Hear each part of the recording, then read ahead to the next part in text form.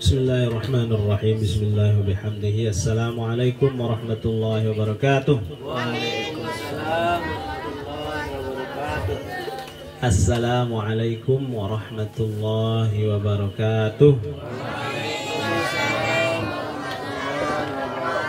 Alhamdulillah wa sallallahu wa sallam ala sayyidina Rasulillah wa ala alihi wa sahbihi wa man walah.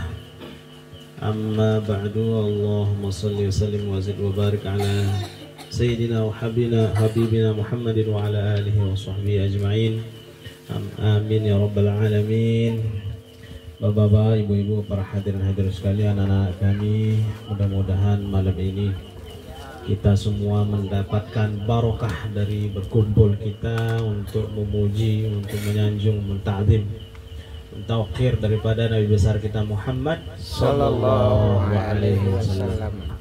Muhammadun dzikruhu rauhun li anfusina, Muhammadun syukruhu fardun 'alal umami. Nabi Muhammad itu dengan menyebut namanya maka akan membuat tentram, bahagia, damai jiwa kita. Karena mensyukuri adanya Nabi Muhammad merupakan kewajiban kita semua sebagai umatnya. Itu mudah-mudahan kita dapat barokah malam ini. Semua permasalahan kita diangkat oleh Allah Subhanahu wa taala, barokah dari selawat kita kepada Rasulullah. Utang-utang kita juga diselesaikan oleh Allah Subhanahu wa taala. Penyakit-penyakit kita diangkat oleh Allah Subhanahu wa taala. Semua kesusahan, gundah gulana kita dan semua permasalahan dan cobaan kita, Allah Subhanahu wa taala juga balas dengan balasan yang sebaik-baiknya. Bapak Ibu para hadirin hadirat sekalian, alhamdulillah, tradisi yang luar biasa yang merupakan kebiasaan warisan sebuah kultur. Kultur itu artinya sebuah budaya, tradisi. Karena sejatinya Islam kita kon Lombok ini artinya Islam kultur, Islam multikultural. Islam ini model Islam takon Lombok beda mara Islam kon lain. Jadi punya ciri khas masing-masing. Salah satu ciri khas Islam kita di Lombok Utara adalah yaitu kita melakukan tradisi-tradisi yang dimana tradisi tersebut disesuaikan dengan kebiasaan-kebiasaan daripada orang tua kita dulu, termasuk kegiatan asyarqal, kegiatan barzanji.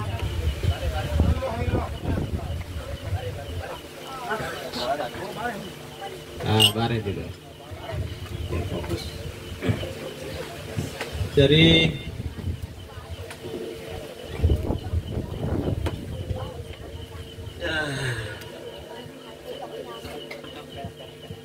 azan ya? Oh, tunggu azan. Oke, kita lanjut ya. Alhamdulillah. Jadi kenapa kemudian tradisi-tradisi ini perlu kita jaga? Karena ini sejatinya ini adalah warisan satu-satunya dari orang tua. Kalau ini sebagai luntur, kalau hilang, maka hilanglah peradaban kita. Mondeda terus nurut jaga kebiasaan tauloka, maka akan hilang kebiasaan tersebut. Contoh kecil anak-anakku sekalian, tradisi permainan jauh perbedaan zaman kami lai kanca zaman penengka. Mulai ara-aran main benteng, main jekan, ara selodor, masuk raka, main cungkil, main karet, main kelereng, main apa lagi, main gambar. Yes, halo. Ya, semua bentuk permainan tersebut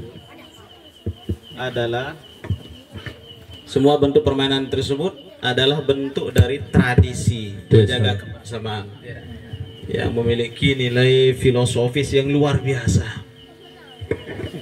Adanya jek-jekan, benteng-bentengan, artinya bahwa dalam perjalanan hidup harus taran munafasah. Fabidzalika falyatanafasil mutanafisun. Al-Quran menggambarkan menurusan kebaikan dia kanggo oleh mudi, harus tak sampai target. main tas lodor mendueng kotak-kotak lamun sugul garis siaran nyempulung. Semua garis itu kotak-kotak itu adalah syariat kita. Setiap kotak syariat tersebut punya tingkatan sendiri, ruangan 1, ruangan 2, ruangan 3, tergantung berapa kita.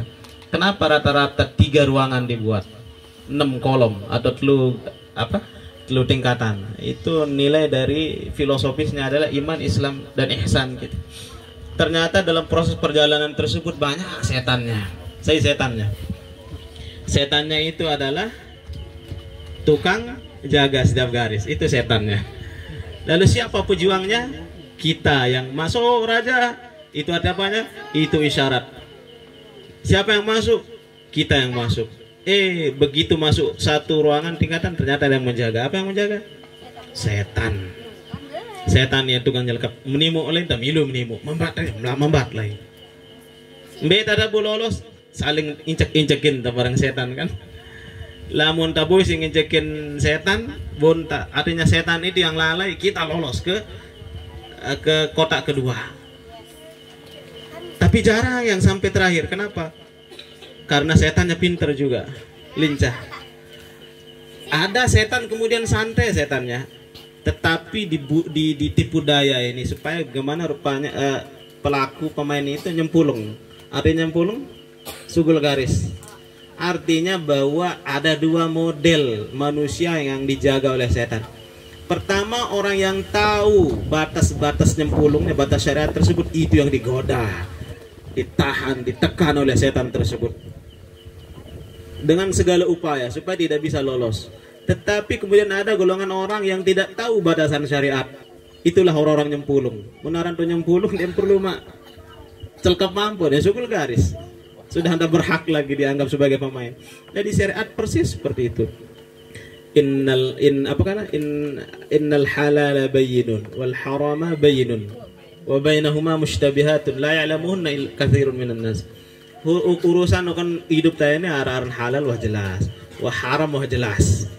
Lagu arak sebagian ketelu dan seken halal haram. Ini bagian tuh nyempulung ini. Tidak perlu digoda oleh setan, sudah terjerumus tersendiri. Siapa yang biasa nyempulung? Itulah orang yang tidak memiliki ilmu. Makanya kita belajar supaya kita tahu garis-garis syariat tersebut. Banyak filosofinya. Arak main karet, main kelereng, semuanya. Lagu nangka babi ada tuh aran jek-jekan. Dekalin sukul pluh. Gua asina mau mulai kedok. Wah mulai nyebok-nyebokan bareng ina kaca sebuah-sebuahan. Apa? Karena main game. Iya. Matanya merah. Terus mulai apa lagi? Macam-macam sekarang perbedaan banyak. Akhirnya dengan perubahan-perubahan tradisi tersebut, ada satu tradisi yang tidak boleh kita hilangkan, yaitu tradisi keagamaan kita. Oke lah kalau permainan belum berubah, tetapi esensi dari permainan tersebut supaya kita lebih dekat kepada Allah. Jangan sampai melalaikan kita. Kalau kita main game sebatasnya, ya, menonton sebatasnya. Begitu juga tradisi mulai ada dakhil namanya. Tradisi dakhil artinya tradisi menganggap tradisi paksaan sama karena diikuti dengan kebiasaan-kebiasaan, kecondongan daripada hawa kita. Contoh kecil misalkan, dek kalabat okat muntara atau memulang jadi rak kecimol. Marah okat dek sah okat perkawinan mundara kecimol. Malah tersinggung salah satu dari 2 belah pihak mundara kecimol. Arak kecimol ribut. Sugul pemperaturan daerah sebagian tempat kecimol sudah mulai dilarang. Bentuk lain lagi muncul. Kembali lagi ke asil. Tadi itu dakhil, jadi suatu yang masuk, budaya luar masuk. Disuruh kita kembali ke budaya asli kita, kembali ke gendang bele. Oke, gendang bele jarang tuh ngusul, ngundang joget. Akhirnya joget itu dipantau oleh anak-anak kita di depan matanya. Yang ngibing-ngibing, yang bajang-bajang, lokak masih milu kan? Hai, lupa diri. Akhirnya tradisi-tradisi ini kemudian seakan-akan susah kita lepas dan tidak bisa kita silahkan siapa-siapa. Melen tanyalah pemerintah masih, dia punya peraturan sendiri. punya regulasi sendiri, dia punya batasan-batasan, ketentuan sendiri. Enggak entah data salah ang diri kita. Beda nyalang diri kita, paling tidak kita bentengi atau kita isi kekosongan tersebut dengan hal-hal yang bermanfaat, termasuk seperti menjaga tradisi-tradisi kita seperti sekarang ini. Termasuk juga paling berbahaya sekarang ini anakku sekalian. Muntiran kan sawet dan jelasan tentang bahayanya game. Masih ingat? Lebalen Macudin masih ingat apa kita? Ada namanya game online. Setelah game online naik statusnya ke judi online. Selain kena pinjam online. Wah jalan tambah bahas. Harap nengka unik kejadian. Khusus untuk anak-anak yang baru naik remaja, marah EP, karang semda, ngomongin di wahda darah. Ina ama hati-hati si HP nih EP, HP anak EP. Nende EP mikirang be, sekum bilang pulsa, si garang culuk anak. Paling tidak EP bertanggung jawab, karena semua akan ditanya oleh Allah nanti. Jangankan HP kita, kelambin dasi menggantung-gantung, ben ketanang si Allah. Be kontang yang belet namang pira kali yang kebaikan apa kejelekan, HP juga ditanya. Mbengita anak kita, apa yang kita lakukan setelah itu? Maka kita jadi tuloka sering-sering ngawasin anak. Oh soleh, anakku jarang sugul, enggak dentro bekeh marah batur. Dek kalau kita ngapret, dek kalau kita lalu pantai, dalam balai bayokon. Apa anda gam? HP ini justru lebih berbahaya daripada pergi ke pantai. Kalau pantai pemandangannya hanya sampai itu laut, tapi begitu dengan HP, apa yang tidak bisa dilihat, semua bisa dilihat. Dunia itu terbuka. Maka di sini pentingnya pendidikan, pemahaman, pentingnya iman, pentingnya pengawasan. Jangankan anak-anak sekarang, kasus banyak sekali terjadi, terutama anak sekolah. Paling viral kemarin sekitar 2-3 minggu yang lewat, kalangan guru-guru viral lah, apa namanya, kasus Gorontalo kalau nggak salah, itu yang terkenal. Saya malah tahunya Gorontalo kasus itu karena dibahas oleh dosen saya sendiri. Ada apa dengan Gorontalo? Ternyata mengerikan sekali. Saling jebak lagi perempuan karena lagi senang waktu pacaran, di videokan dirinya disebar. Pantas Nabi mengatakan apa? Min alamatis sa'ah az-zina yakunu fi amamikum, kata Rasulullah kama qala. Di antara ciri-ciri kiamat laun era tahu zina atau ngelomba sono kon julunita okonnya. Jadi pemahaman tu lokalai, oh berarti era mun zina dera tu mendo ija. Dameng lombas kumbe-kumbe tadah kon julunita. Bahkan garis apa namanya, Rasulullah menggambarkan setiap pojok jalan itu ada orang berzina. Jadi pikiran kita berarti orang telanjang berbuat zina di situ. Ternyata bukan itu maksudnya. Sekarang terjawab bahwa semua perzinahan itu ada di depan mata kita. Dan kejagaan buka YouTube, pengajian UAS, pengajian pengajian apa kayak Tengkunul Bajang. Ada baik dan ngeliwat iklan dia. Ya, nyengklet. Ini perang dia antara setan dengan malaikat ini. Posisi kita sekarang itu gimana? Ita tuh loka bebuntangon, apalagi bebea. Makanya penting tuh loka masih. Kita bareng-bareng ngawasin anak kita. Kanggo hitam beliang, tetapi kita awasi sebagai berbentuk tanggung jawab kita. Karena sekarang yang dirusak itu bukan fisiknya saja, tapi otaknya dirusak anak-anak. Kalau sudah rusak otaknya, masya Allah, hancur sudah. Nah, apa yang dah kejadian paling banyak terjadi nih di desa kita, termasuk desa Ganglang, masya Allah, tidak 1-2 orang mengeluh karena kita dianggap orang yang mampu menyelesaikan masalah, walaupun masalah kita juga mirip-mirip. Pemuda suami istri saling adu, ditemukan percayaan, ditemukan banyak perselingkuhan, masya Allah. Inilah akibat daripada dunia yang begitu terbuka ini. Maka nggak seke-seke caran tata sempule ang diri ita kepada Allah Subhanahu wa taala. Sempule ang diri ita kepada baginda Rasulullah sallallahu alaihi wasallam. Kasus terlalu banyak makanya. Tantangan besar. Kak bersyukur anak dari nepe truk genem kude. Bersyukur nepe masih angin nepe ngawasin anak dari nepe. bersyukur bahwa EPN masih peduli. Nah, kalau yang bahaya itu kalau sudah dicabut rasa peduli itu. Kalau sudah dicabut rasa peduli itu, justru Rasulullah sendiri mengatakan laisa minhum man lam yahtammu bi amril muslim falaysa minhum wa man lam yusbih wa yumsi nasiyan ila Allah wa rasulih wa li'amatil muslim falaysa minhum.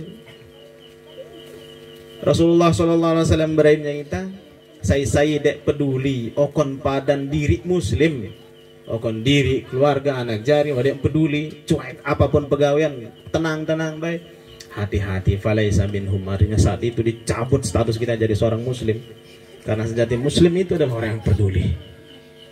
Nengkaan harus tersyukur lu itu jereme, lu itu surusu harus tersyukur lu dari ingetin kita, walaupun kadang ya nyakit juga kalau ditegur. Tapi tidak semua yang teguran itu bermanfaat. Lebih banyak teguran itu pahit. Makanya teguran itu, peringatan itu mirip obat. Hampir sanggak bedreksin wat kir kan. Sisanya rata-rata wat pasti pahit kan. Mbe kena nempur wat si manis. Jarang, lebih banyak pahit. Makanya ulama mengatakan bahwa kita harus sabar, dan sabar itu dengan nasihat itu meskipun pahit itu bermanfaat. As-sabru kas-sibri murru fi madhaqatihi lakin awaqibuhu ahla minal asali, kata ulama. Kesabaran kita menerima nasihat yang pahit itu sama seperti obat. Lamun wat pahit okat lagu sehat ya sih. Lamun tuh sehat ahla minal asali. Lapu mai muntah sehat. Lagu lamun tak sakit, masya Allah. Apa paling baik muntah sakit? Oh, pahit tetes ta. Kupi dek mai, mengandek mai, jukut dek mai. Apa paling baik muntah sakit? Daerah apa mai? Teh si manis no kan lain rasanya kan? Pahit, semua pahit. Kenapa? Karena kita sakit. Ruh kita pun sama, anakku. Jiwa kita sama, otak kita sama. Lamun sakit otak, sakit jiwa kita. Ada bahaya dalam roh kita sakit, ndak ada yang enak. Apa yang ndak enak? Zikir ndak enak, sholat ndak enak, dengan tuh mengaji panas linga, apalagi yang mengaji. Dengan tuh berzanji panas awak, apalagi yang milih berzanji.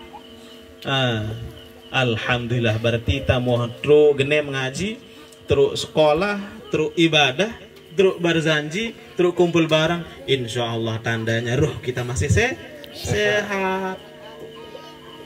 Tirakal nempe mangan sejelo sekelem telu. Saya wah merasa yang puasa itu. Mai puasa apa dek? Dek mai DP mangan kan? Bangun tengah kelem sambil mengantuk mangan. Laun mangan maghrib wah lelah kan? Dek mai puasa. Deknya mai. Dek mai. Atau diulah mangan, atau lepe lalu sekolah diulah belanja, kubia perasaan di mengamuk deh kan. Nah, intinya bahwa ternyata jasad kita butuh makan, butuh seneng, ya kan? Butuh seneng, butuh makan. Paling kurang 3 kali sejelo awak lainnya butuh mangan. Apa makanan awak kita? Es krim, cendol, terus apa kon sekolah anu? Pentol, kerupuk, jaja. Lemak nyampah, nasi jangan telur, ule nasi jangan jukut. Iya kebutuhan awak kita. Ruh kita pun lebih berhajat kepada makanan. Waruhu ahwaju ila ta'am. Ruh kita juga lebih butuh mangan. Apa makanan ruh kita? Makanan ruh kita adalah ibadah kita, zikir kita. Bagaimana kedekatan kita kepada Allah dan Rasulnya. Nah, berarti kita kumpul nangka ini adalah bagian dari cara kita beng ruh tamangan masih. Ya ampo Allah Subhanahu wa taala wajibang kita mangan ruh tagerang mangan baik. Baru bangun langsung nyampah di subuh 2 rakaat. Zuhur lelah rakaat beng mangan 4 rakaat. Asar 4 rakaat, maghrib 2 rakaat, isya 4 rakaat. Melem butuh cemilan juga marah hitam, butuh pentol, butuh es krim, butuh rokok. Suruh kita gawe aran qobliyah ba'diyah. Suruh kita baca selawat, suruh kita semua ibadah-ibadah tersebut adalah makanan dari ruh kita. Kalau mun salah sekayanya mate sia-sia, kita bukan manusia. Lamun awak tabai hidup lagu ruh tamate. Inilah yang digambarkan oleh Allah Subhanahu wa taala, ulaika kal an'ami balhum adall. Manusia menuah ruhnya mate, menuah mate ono pendengah ndek bagus. Penggita ndek bagus, ate ndeknya merasa mereka itu seperti binatang, balhum adall, lebih hina daripada binatang. Lamun binatang dek kalian sembayang wajar. Ku biampun dek kalian sembayang. Karena dek kalian sekolah ngaro BCA kan. Ada kan kita pedus tamal BCA. Dek kan? Pasti manusia. Ada kali manuk sembayang. Ada kali sampai taudu. Kenapa? Karena anda punya otak. Dia hina itu wajar nggak punya akal. Tapi kalau kita punya akal tidak memfungsikannya, kita lebih hina daripada binatang. Itu kata Allah. Jadi satu-satunya cara kita mengembalikan, memanusiakan diri kita sebagai manusia adalah menghidupkan ruh kita. Ruh kita harus hidup. Jasad kita akan dimakan. Yang kekal itu adalah ruh kita. Jasad kita yang predasin tapi lagi lo. Wah dadaran delon beli dikincu beli di apa? Pupur. Beli pupur. Si mama beli lapu penuhi semua kan, pakaian semua, berumah. Begitu masuk makanan ulet. Tapi ruh ini yang harus kita kasih gemuk. Ruh ini yang abadi. Jasad bisa mati, bisa hancur, tapi ruh ini akan tetap hidup. Ya dia yang bertanggungjawabkan semuanya di hadapan Allah Subhanahu wa taala nanti. Maka sekali lagi Bapak Ibu para hadirin sekalian, jadi kita bersyukur alhamdulillah kita istiqomah untuk melaksanakan daripada silaturahim kita dan kegiatan berjanjian kita tiap bulan. Mudah-mudahan kita semua diberkahi oleh Allah Subhanahu wa taala. Amin. Kita semua orang tua, anak-anak, keluarga kita dekat maupun jauh dijaga oleh Allah Subhanahu wa taala. Terutama di akhir zaman ini mudah-mudahan keimanan kita dijaga oleh Allah Subhanahu wa taala.